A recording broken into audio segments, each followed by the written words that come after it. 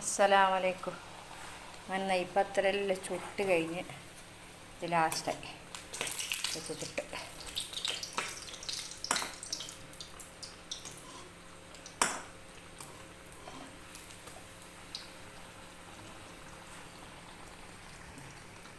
എല്ലാം പൊന്തി, ഒറ്റ ഒന്ന് പൊന്താണ്ടില്ല, എല്ലാം പൊന്തി.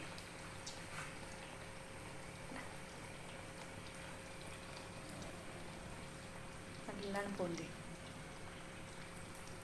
ചില സമയം ചുടുമ്പോൾ അങ്ങനെ പൊന്തലില്ല, തേച്ച് പൊന്തി ലാസ്റ്റ് വരെ പൊന്തി.